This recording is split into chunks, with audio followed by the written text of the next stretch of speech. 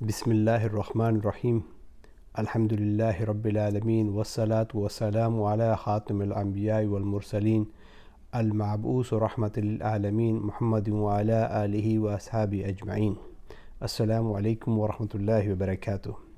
آج کا جو میرا رمضان ای بائٹ ہے، میں اس میں والدین کے بارے میں اور بچوں کے بارے میں تھوڑا سا بات کرنا چاہتا ہوں، کیونکہ عموماً جو ہے والدین کو بچوں سے شکایت، بچوں کو والدین سے شکایت ہوتی ہے۔ میں اس بارے میں تو نہیں جانا چاہتا کہ بھئی کیا شکایت ہوتی ہے،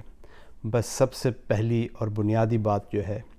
کہ جب بھی والدین میں اور بچوں میں اختلاف ہو تو اس کو مل بیٹھ کے جو ہے اس معاملے کو فوراً جو ہے حل کیا جائے۔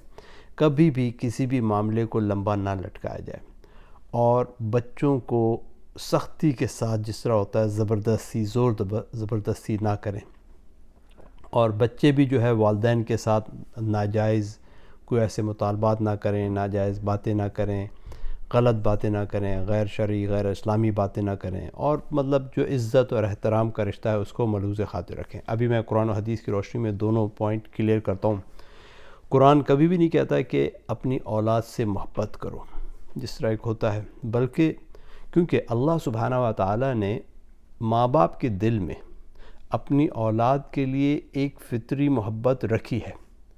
اور اس محبت سے ہمیں تجاوز نہیں کرنا چاہیے والدین کو، کیونکہ اگر ہم بچوں کی محبت میں وہ جو فطری محبت جو اللہ سبحانہ و تعالیٰ نے رکھی ہے اس سے جب ہم تجاوز کریں گے تو اس میں کیا ہوگا، پھر ہم غلط کاموں کی طرف بڑھیں گے۔ ان بچوں کی ضروریات کو، بچوں کی جو خواہشات ہیں ان کو پورا کرنے کے لیے، تو مومن کے لیے جو ہے اس کا مال اور اس کی اولاد جو ہے اور اہل و عیال جو ہیں وہ ایک بہت بڑی آزمائش ہے، کیونکہ زیادہ تر انہی کی محبت میں، انہی کی ٹیک کیئر میں انسان کو ایمان اور اطاعت کی راہ سے جو ہے نا وہ ہٹاتی ہے اور منحرف کرتی ہے۔ اس لیے قرآن پاک میں اہل ایمان کو ہوشیار کیا گیا ہے کہ اپنے اہل عیال سے، بچوں سے بلا واسطہ یا بالواسطہ ان کے لیے ان کے حق میں راہ خدا کے رہزن نہ بن جائیں، کہ جو راہ خدا اللہ کے جو حقوق ہیں وہ پامال نہ ہو جائیں۔ ہمیں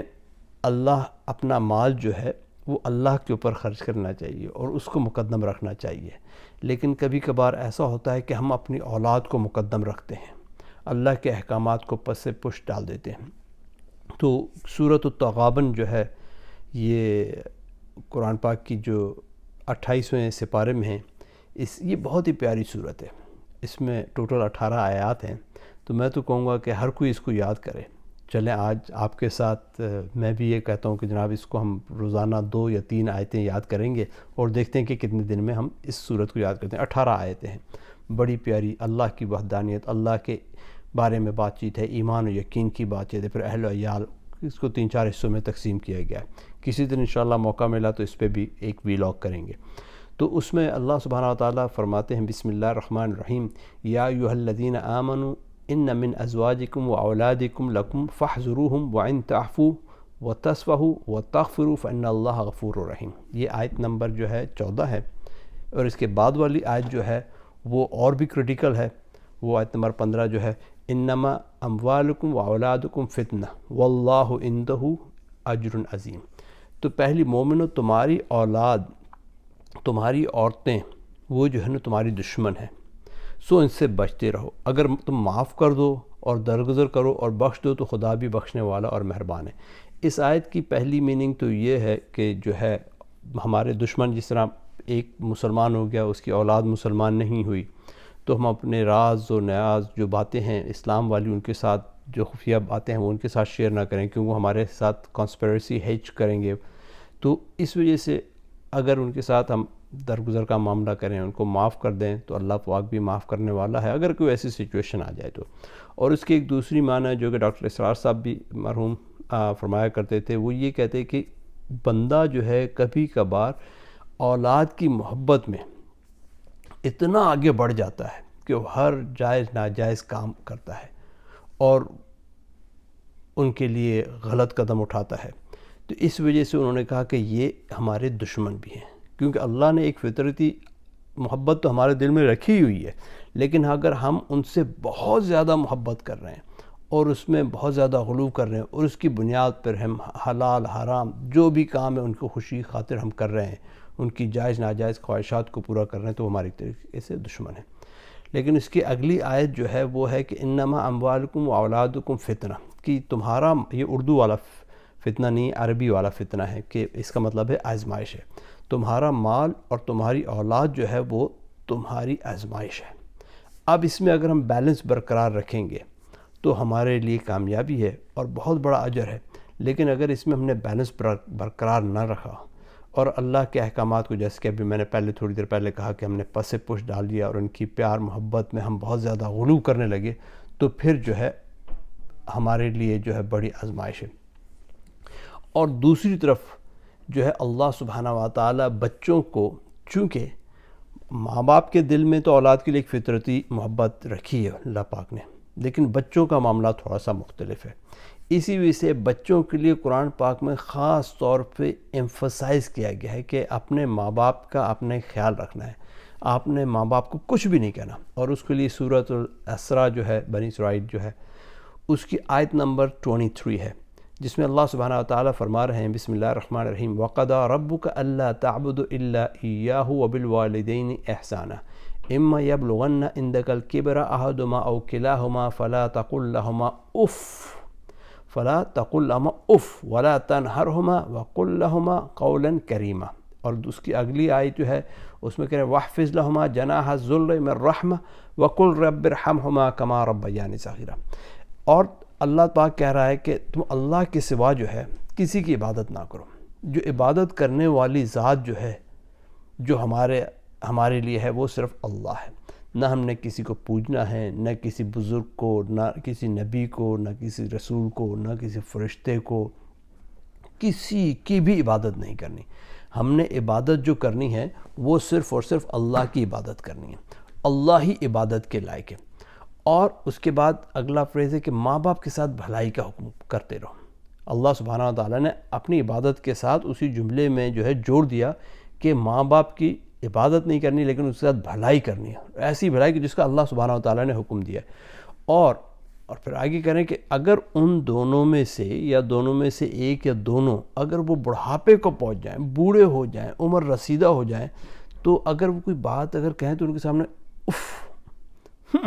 یہ ایک ایکسپریشن جو کہتے ہیں نا کہ کیا کہہ رہے ہیں آپ کو ناگوار لگتا ہے، آپ کی تیوریوں پہ بل آ جاتے ہیں، یہ تک مت کہو۔ اور نہ انہیں جھڑکنا ہے غصے کے ساتھ، بلکہ ان کے ساتھ بہت ہی ہمبل عاجزی کے ساتھ جو ہے نا ان کے ساتھ بات کرنی ہے، اور ان کے حق میں جھکے رہنا، اپنے کندھوں کو جو ہے نا ہم نے نرم کر لینا ہے ان کے سامنے، بالکل ادب احترام، اور ان کے لیے ہم نے دعا کرنی ہے، اور ایسی دعا کرنی کہ جیسے کہ ہم چھوٹے تھے تو انہوں نے ہمارا خیال رکھا، اسی طرح ہم بھی ان کا خیال رکھیں، کہ جو ہمارے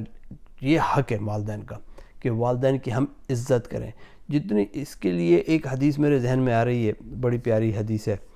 اور رمضان کا مہینہ ہے، اس سے ریلیٹڈ بھی ہے۔ المستدرک الحاکم میں یہ حدیث آئی ہے، 7256 حدیث کا نمبر ہے، جس میں ایک دفعہ حضور اقدس صلی اللہ علیہ وسلم مسجد نبوی میں تشریف لے آئے اور صحابہ کو کہا کہ ممبر کے قریب ہو جاؤ۔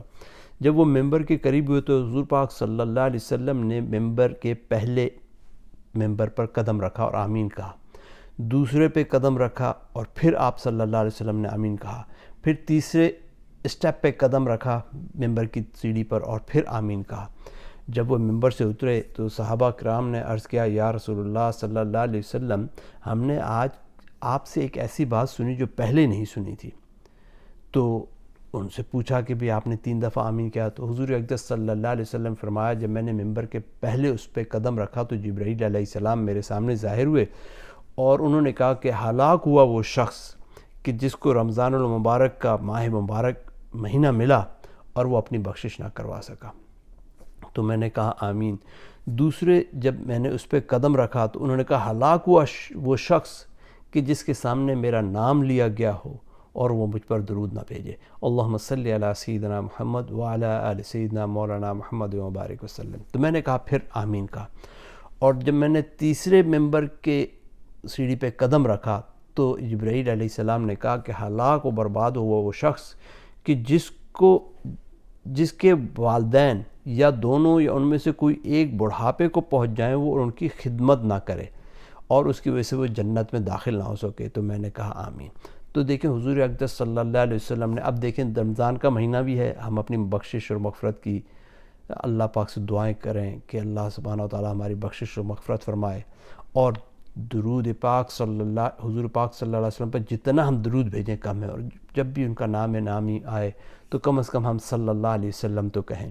ورنہ درود ابراہیمی ہے سب سے افضل درود، یا کوئی بھی درود جو ہمیں آتا ہے وہ ہم پڑھیں۔ اور تیسرا، والدین اگر ہیں تو ان کی ہم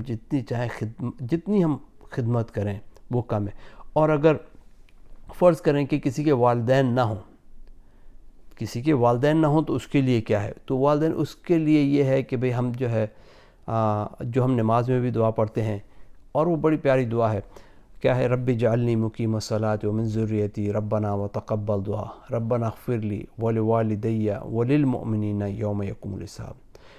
اس میں ہم اللہ سے دعا کر رہے ہیں کہ اللہ ہمیں جو اسٹرینتھ ہے، ہمیں توفیق دے نا کہ بھئی ہم جو ہے تیری عبادت کریں، ہم نماز پڑھتے رہیں، اور میری اولاد کو بھی توفیق بخش کہ وہ نماز پڑھتی رہے۔ اور پھر اس کے بعد ہم دعا کر رہے ہیں کہ یا اللہ میرے والدین کی جو ہے مغفرت کر، تو ان کے لیے مغفرت کی دعا کر رہے ہیں۔ تو یہ جو دعا ہے، مطلب ہم نماز میں پڑھتے ہیں، جب ہم یہ دعا پڑھیں تو خیال کے ساتھ، بڑے دھیان کے ساتھ پڑھیں کہ وی مین اٹ، کہ بھئی اسی طرح ہو۔ اور یہ ہے حضرت موسیٰ علیہ السلام کو جب 10 کمانڈمنٹس جو ہے، وہ جو 10 احکام دیے گئے تھے، ان میں سب سے پہلا توحید کا تھا، اور اس کے بعد دوسرا جو حکم تھا وہ تھا کہ ماں باپ کا خیال رکھنا۔ تو ماں باپ کا خیال ہم رکھیں۔ اب جیسے میں نے بتایا کہ ماں باپ نہیں ہیں، تو پھر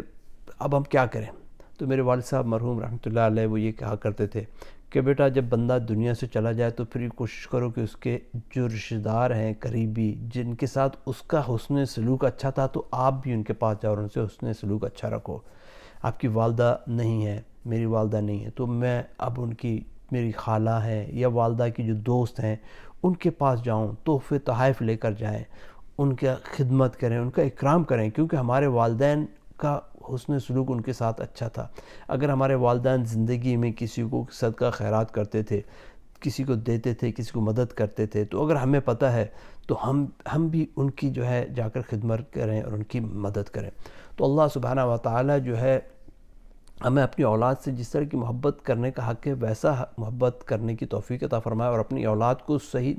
طریقے پہ جو ہے نا ان کی تربیت کرنے کی توفیق عطا فرمائے۔ ایسا نہ ہو کہ ہم ان کی اولاد کی محبت میں غلو کر جائیں اور اللہ کے احکامات کو، نبی کریم صلی اللہ علیہ وسلم کی سنتوں کو پس پش ڈالیں۔ اللہ سبحانہ وتعالی ہمیں اس سے بچائے۔ اور دوسرے جو ہمارے بچے ہیں ان کے لیے یہی، جس طرح میں نے ابھی سورۃ الاسراء کی آیت پڑھی کہ بھئی وہ اپنے ماں باپ کا خیال کریں، کہ ماں باپ جو ہے دس از اے بہت بڑی نعمت ہے۔ باپ جو ہے جنت کا دروازہ ہے، چاہے اسے ہم رکھیں یا توڑ دیں۔ اور ایک صحیح مسلم کی ایک حدیث ہے کہ حضور پاک صلی اللہ علیہ وسلم کے پاس ایک شخص آیا اور اس نے کہا کہ ہم میں سے سب سے زیادہ لوگوں میں سے سب سے زیادہ حسن معاشرت اور حسن سلوک اور خدمت کا حقدار کون ہے؟ تو حضور پاک صلی اللہ علیہ وسلم نے فرمایا امک ثم امک ثم امک ثم امک ثم ابوک، کہ پہلے 3 دفعہ کہا کہ تمہاری ماں، تمہاری ماں، تمہاری ماں، اور پھر کہا کہ تمہارا والد۔ تو والدین کے حقوق جو ہیں بہت زیادہ ہیں، کبھی کبھی ہم we are so in mindful